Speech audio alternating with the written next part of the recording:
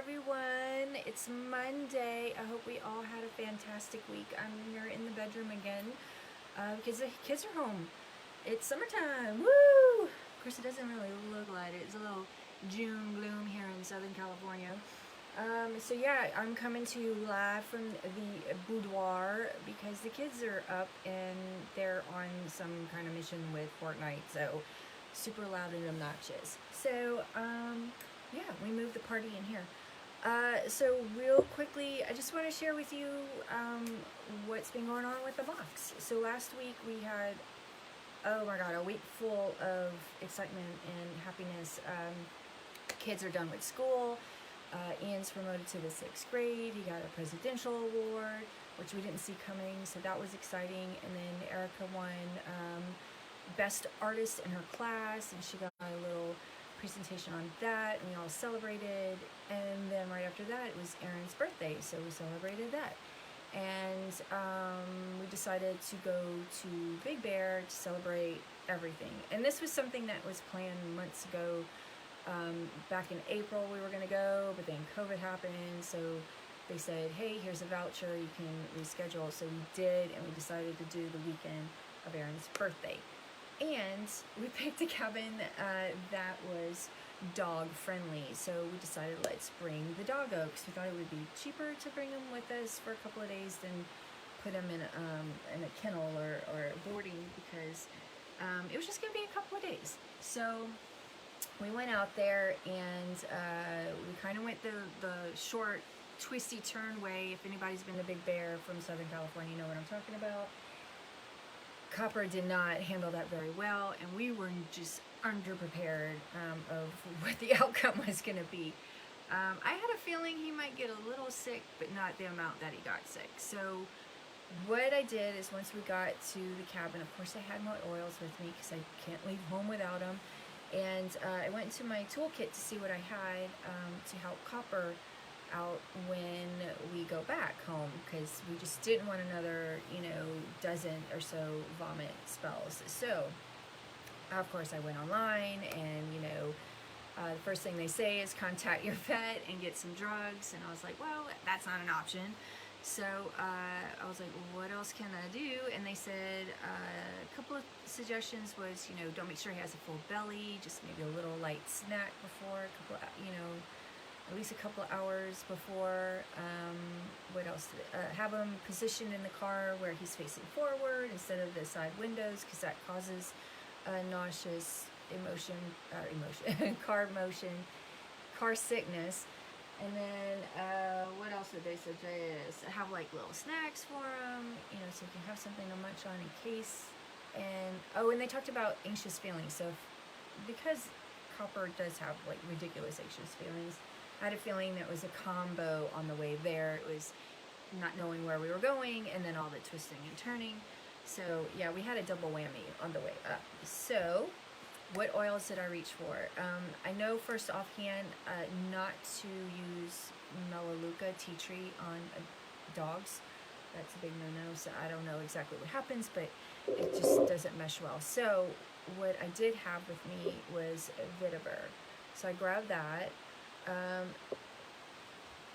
I grabbed this instead of the lavender because I did a little test with him when we first brought him home, where I grabbed some socks and I put lavender, Roman chamomile, and another calming oil, and I just kind of put a little bit on each one, and then we picked the biggest space in the house, and I put the socks out, and I had Copper, sniff, and whichever one he gravitated to, I used to help him, adjust and calm and be calm, in his new surroundings when we first brought him home. And he picked Roman chamomile. He didn't pick lavender. So I didn't have Roman chamomile with me, but I know that Vetiver is calming. So what I did is I said a prayer, because it takes forever for it to come out. And then a couple of drops fell in my hand. And then I grabbed his paw and I just rubbed it right on in and just said, you're just a good boy. Yes, you are. I just talked to him. And then the next thing I did was, because of anxious tummy issues, hey Doug, thanks for popping in, I grabbed my Digestin. And yes, you can use this on dogs. I've seen videos where other doTERRA members grab their Digestin after the dog is done eating his meal, they'll put some on, and he'll actually like come over and like put his belly up in the air and like, I'm ready for my oil. So I grabbed this one for his anxious feelings, so his tummy wouldn't get too upset in the car ride. And it was just 1 or 2 drops, put it right on his little belly, and of course he loves that. And then, yeah, about 25 or so minutes later, we got in the car, we got him all set up, and he just kind of laid in the middle on the armrest. And did we have an accident? Of course, because, you know, it's a mountain, you gotta go zig-ziggity-zag. So we did anticipate that that's when he would get sick, and sure enough, that's when he got sick, but not like on the way there. It was completely different. It was just a little bit of saliva, really.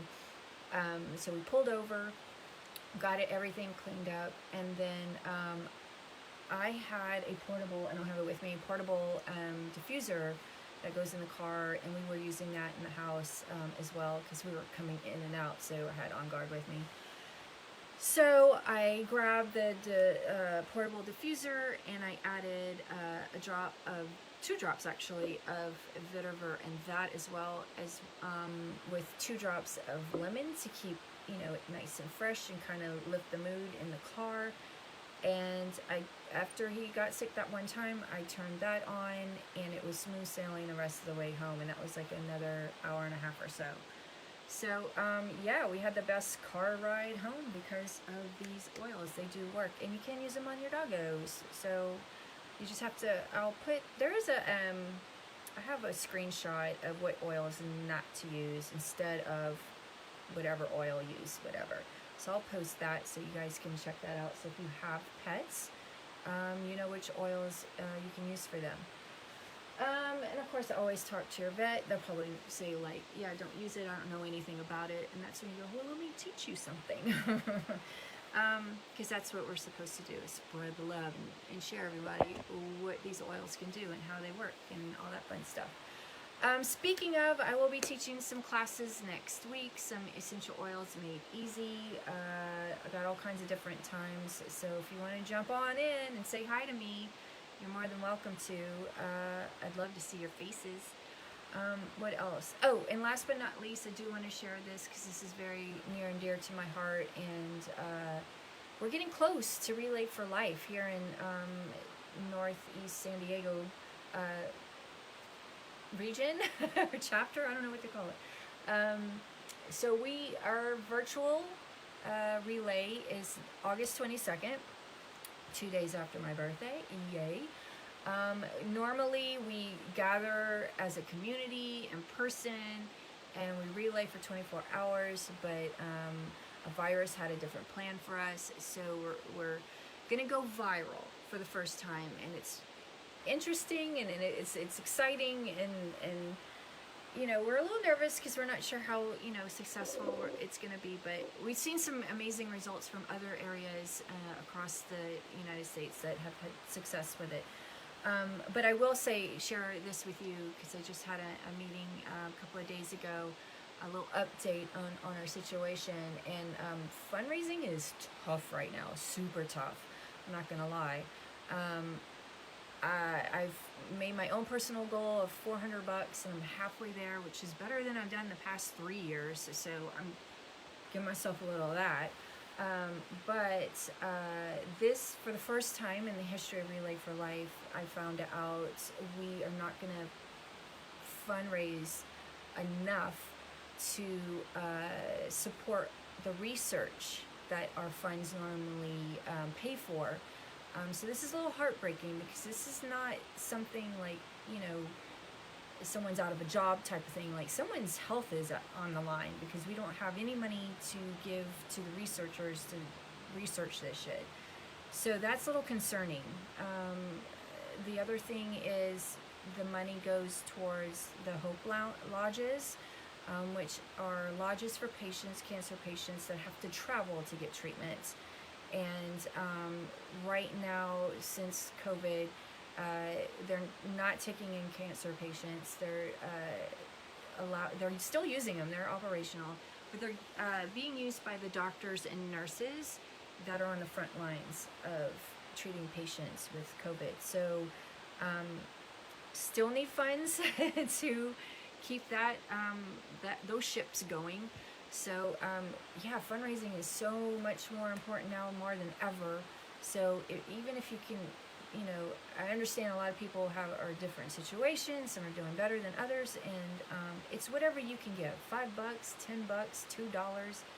It's more than what they have right now.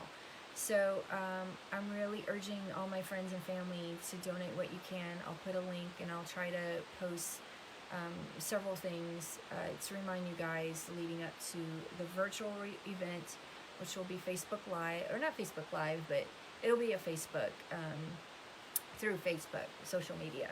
So everybody can watch. You can even join my team, because it doesn't matter if you live in San Diego or not, because it's virtual. So if you want to join in and, you know, help us chip in what, you know, additional funds for Relay, that would be awesome. That's it. That's all I got. You guys have an amazing rest of your week. Do take care of yourselves first, and show a little love out there when you walk out the door, because everybody needs a little kindness.